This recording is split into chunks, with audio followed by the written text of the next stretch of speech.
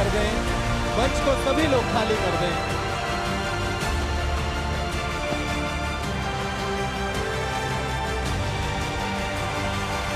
Security और police सभी से आग्रह है कि मंच को खाली करा लें। बोलिए बागेश्वर धाम की, बालाजी सरकार की। वो क्षण जिनकी हम प्रतीक्षा कर रहे थे, वो दिव्य दर्शन जिनकी लालसा हमारे हृदय में थी, वो क्षण हमारे बीच हैं। पूज्य महाराज श्री आ चुके हैं।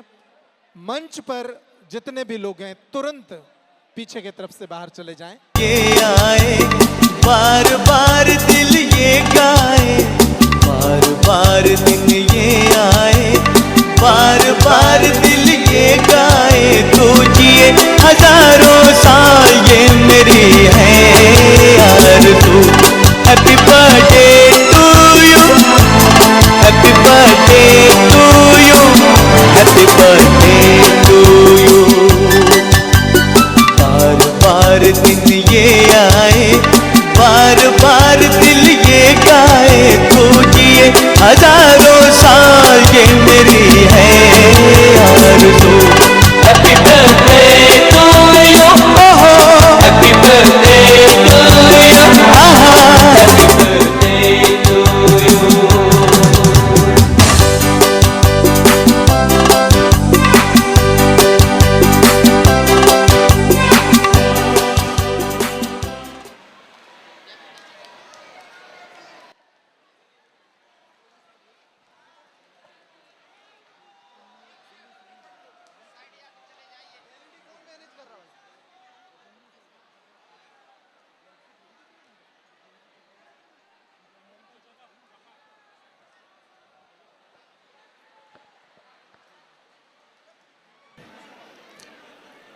एक योगी नंगे पांव बागेश्वर धाम से श्री राजा राम सरकार के लिए चल दिया। काफिला बनता गया, कारवां जुड़ता गया। धीरे धीरे लाखों लाखों सनातनियों की चेतना जागृत हुई और इस प्रकार जागृत हुई कि ओरछा में जब वह यात्रा पहुंची तो एक दिन में तिगैला से लेकर ओरछा तक 10 किलोमीटर के क्षेत्र में एक फुटकी भूमि भी ऐसी नहीं थी जो खाली थी। 2024 की उस यात्रा का प्रभाव हुआ 2025 में, जब पहली बार ऐसा हुआ कि वृंदावन से दिल्ली की नहीं, दिल्ली से वृंदावन की यात्रा हुई। पहली बार ऐसा हुआ कि धर्म सत्ता राज सत्ता की ओर अग्रसर नहीं हुई, जब राज सत्ता ने धर्म सत्ता की ओर रुख किया और ये दिखाया कि राज सत्ता बड़ी नहीं है, धर्म की सत्ता बड़ी है। और वृंदावन बांके बिहारी लाल के लिए इंद्रप्रस्थ जो देश की राजधानी है, देश की ऊर्जा का सबसे बड़ा केंद्र है, वहां से पूज्य सरकार सभी सनातनियों को लेकर श्री बिहारी जी की शरण में लेकर गए और ये दिखाया कि जब तक गुरुओं के, जब तक प्रभु के, जब तक भगवान के सानिध्य में राजनेता विराजमान नहीं होंगे, तब तक सनातन का पुनर्जागरण नहीं होगा। वो जो योगी चला, वो नंगे पांव जा रहा था। हमारे पूज्य बालक योगेश्वर जी महाराज विराजे हैं। पूज्य महाराज जी ओरछा में विराजमान थे समापन में। पीड़ा कैसी रही होगी, फफोले कैसे पड़े, वो जो कष्ट था, रास्ते में जो पट्टियां बांधी जाती थी और उसकी पुनरावृत्ति नहीं महाराज जी, उसका भी उत्थान का पुनर्जागरण था। जब वृंदावन में विश्राम के दिवस लाखों लाखों सनातनियों की आंखों में आंसू थे, जब उनके सामने हर संत, हर कथावाचक, हर सनातनी ये चर्चा कर रहा था कि सरकार के चरणों में फफोले कितने बड़े हुए हैं, छाले कितने बड़े हुए हैं, उनमें से रक्त और पीप निकल रहा है। आज हम लोग जन्म दिवस मनाने के लिए आज एकत्रित तो हुए, लेकिन जरा सोचें कि हम जन्म दिवस किसका मना रहे हैं? किसी अपने व्यक्ति का नहीं।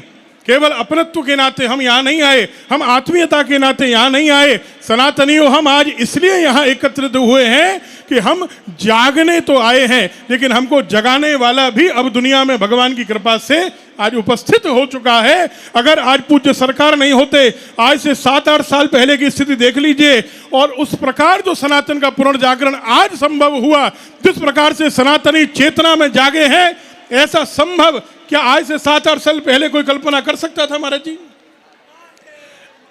और क्या कारण है? अभी हम वृंदावन से आ रहे थे सरकार, तो रास्ते में हमने देखा कि जहां देखो वहां आपके बैनर लगे थे, होर्डिंग्स लगे हुए थे। एक 27-28 साल का युवा इस तरह से सनातनियों की चेतना को झकझोर देता है, इस तरह से हमारे अंतर मन को जागृत कर देता है कि सबसे बड़ा तो मैं कहूंगा कि बंगाल में, पश्चिम बंग में, जहां प्रवचन संभव नहीं था, जहां कथा वार्ता संभव नहीं थी, और जहां से सबसे ज्यादा गायों का कटान होता था, जहां नदी में फेंक दी जाती थी गाय और उनको बांग्लादेश भेज दिया जाता था कटने के लिए, हमारे कसाई, उनमें हिंदू भी थे और मुस्लिम भी थे, उस पश्चिम बंगाल की धरती को आज जागरण मिला है, आज वास्तव में महाकाली की शक्ति प्राप्त हुई है। तो उसमें सबसे बड़ी चेतना जिसने काम किया, गांव गांव पूज्य बागेश्वर धाम सरकार की चेतना ने, इनके प्रवचनों ने और इनकी दोनों यात्राओं का प्रतिफल है कि आप पश्चिम बंगाल में हम लोग राष्ट्रवादी सरकार का दर्शन कर पा रहे हैं। हम लोग ये जन्मोत्सव मनाने आए हैं, सरकार को आभार व्यक्त करने आए हैं, पूज्य शास्त्री जी के प्रति हम अपनी कृतज्ञता ज्ञापित करने आए हैं। इतनी बड़ी संख्या में ब्रजवासी आए, भैया रोहित जी ने बुलाया और सभी ब्रजवासी दौड़े आए। क्यों दौड़े आए?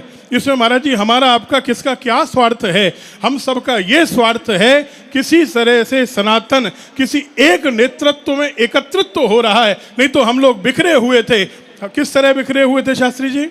जैसे बूंदी के दाने होते हैं अलग अलग, बूंदी के दाने जब अलग अलग होते हैं कीमत नहीं होती, लेकिन जब उसका लड्डू बना दिया जाता है तो वो कीमती भी हो जाता है और पूजा के योग्य भी हो जाता है और वो मोदक हो जाता है। मोदक माने मोद देने वाला, आनंद देने वाला हो जाता है।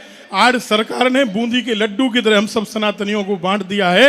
आज बिहारी जी की धरती से, नंदगांव से पूज्य श्री डॉक्टर हरिमोहन गोस्वामी जी आए और ब्रजतीर्थ देवालय न्यास के हमारे आदरणीय यशस्वी महामंत्री श्री आर के पांडे जी, विनय त्रिपाठी जी, राजू भैया जी, सुमंत कृष्ण जी, मथुरा से चतुर्वेदी समाज से श्री पंकज चतुर्वेदी जी, अंशुल पाराशर जी, मनप्रीत जी, इतने सारे सनातनी जो आज इकट्ठे हुए, इनका आने का केवल एक कारण है, ब्रजवासियों को सरकार ने प्रेम दिया और ब्रजवासी सूद समेत उस प्रेम को चुकाने के लिए आए हैं। अनंत अनंत मंगल बधाइयां प्रेषित करते हुए राधे राधे, बहुत बहुत बधाइयां, राधे राधे।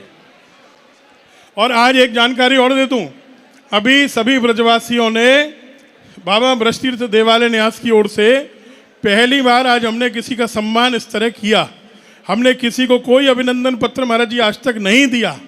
ब्रजतीर्थ देवालय ने न्यास ने आज पहली बार अगर किसी का अभिनंदन किया तो पूज्य सरकार का किया, सनातन धर्म रत्न देकर। आप लोग जोरदार तालियों से अभिनंदन करेंगे। सनातन धर्म रत्न की उपाधि देकर ब्रजतीर्थ देवालय न्यास ने एक बार दोनों हाथ उठा के जोरदार तालियां बजाकर श्री बागेश्वर सरकार की, बांके बिहारी लाल की, गिरिराज महाराज की, बरसाने वाली लाडली की, नंदगांव वाले लाला की, दाऊ जी महाराज की, गोकुलाधीश भगवान की, यमुना मैया की। बहुत बहुत धन्यवाद। आज परम पूज्य हम सबके गुरु बागेश्वर धाम के महंत श्री धीरेन्द्र कृष्ण शास्त्री जी के इस जन्मोत्सव में जितने भी भाई बंधु माताएं बहनें, खास करके हमारे साधु संत, उनको आशीर्वाद देने के लिए और उनसे आशीर्वाद लेने के लिए हम सब यहाँ पर उपस्थित हैं। हम सब के सब भाग्यशाली है जो हम सबको एक ऐसे साधु महात्मा का आशीर्वाद मिल रहा है जो उनका एक ही एक लक्ष्य है, भारत बने हिंदू राष्ट्र। और आज उन तमाम बेटियों को जिनका सामूहिक विवाह करके गुरुजी ने एक बहुत बड़ा कार्य किया था, लगभग अब हमारे गुरुजी नाना भी बन चुके हैं और आज नाना होने के कर्तव्य में निभा रहे। वो लोग जन्मदिन तो मनाते हैं, कुछ अलग स्वार्थ होता है, लेकिन गुरुजी इसमें भी एक बहुत बड़ा स्वार्थ देखा है। इसमें भी गुरुजी सबको आशीर्वाद दे रहे और पुण्य प्राप्त कर रहे हैं, ये बहुत बड़ी बात है। और आज गुरुजी का आशीर्वाद हमें मिल रहा है और मैं विश्वास दिलाता हूँ, हर बार यही कहता हूँ कि आने वाला समय गुरुजी एक इतिहास लिखने वाले हैं, क्योंकि भारत जब भी हिंदू राष्ट्र घोषित होगा उसमें सबसे बड़ा योगदान अगर किसी संत का है तो धीरेन्द्र कृष्ण शास्त्री जी का नाम सुनहरे अक्षरों में लिखा जाएगा। यह भारत का हिंदू याद रखेगा। बस आप सबका इसी प्रकार से गुरु जी का सहयोग चाहिए। सिर्फ केवल दिल्ली ही नहीं, भारत का हर वो नौजवान आज गुरु जी से मिला हुआ है, गुरु जी के मार्गदर्शन पर चल रहा है। गुरु जी के एक आह्वान पर हर वो नौजवान भारत बने हिंदू राष्ट्र के संकल्प पर आगे बढ़ रहा है। अभी पहली बार गुरु जी हमारे तेलंगाना राज्य में भी आने वाले हैं 17, 18 और 19 को। यानी तेलंगाना में भी कितने बागेश्वर धाम के पागल हैं, गुरु जी को वहाँ पर भी देखने को मिलेगा। और आज गुरु जी यहाँ पर बुलाकर इतना मान सम्मान दिए है। गुरु जी के चरणों को प्रणाम करते हुए मेरी वाणी को विराम देता हूँ। बहुत बहुत धन्यवाद। जय श्री राम, जय बागेश्वर धाम।